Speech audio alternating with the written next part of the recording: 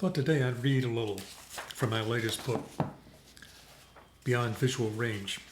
I'm going to read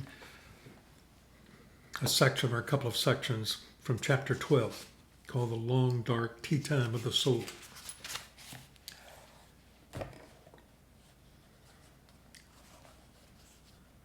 Major Samantha Miller is trying to explain to Mark Rollins why so many drone pilots are dropping out of the program.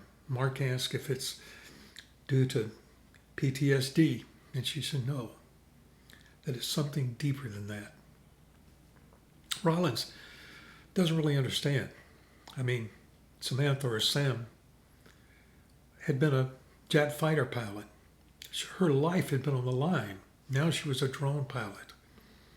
And if something happens to the drone, she's still safe.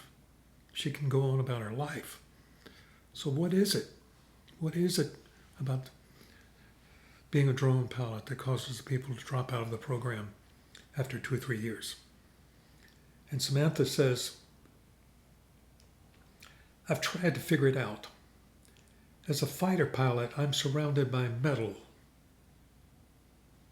As a drone pilot, there's nothing between me and my target. There's no metal. My eyes and my enemy's eyes are locked. It's almost like an out-of-body experience. I'm there in the sky. I'm everywhere. The cameras are so good that I can tell you the color of my target's eyes and if he cut himself shaving that morning. Our missions often require us to stalk our target. Let's call him my victim because that's what it feels like. I'm stalking my victim. I get to know his routine and his habits. I learn about his family by watching. I'm plotting his demise, looking for the right time and place to end his life. Sometimes he looks up at me in the sky. The truth is, he can't see me, but to me it feels like he can.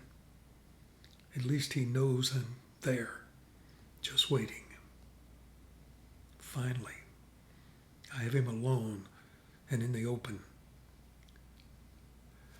There's a nearby alternate safe target if anything goes wrong. If for any reason at the last minute I need to abort the kill, I fire my missile.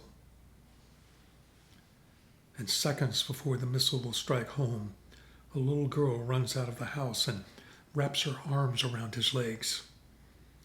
I prepare to send the missile to a safe site, only to discover that it has now become a soccer field full of little boys. There's nothing I can do. I watch the horror on my victim's face. I see it in his eyes as he looks up in the direction of a faint whining noise that he hears for the first time. Then there's nothing. After a few minutes, I look down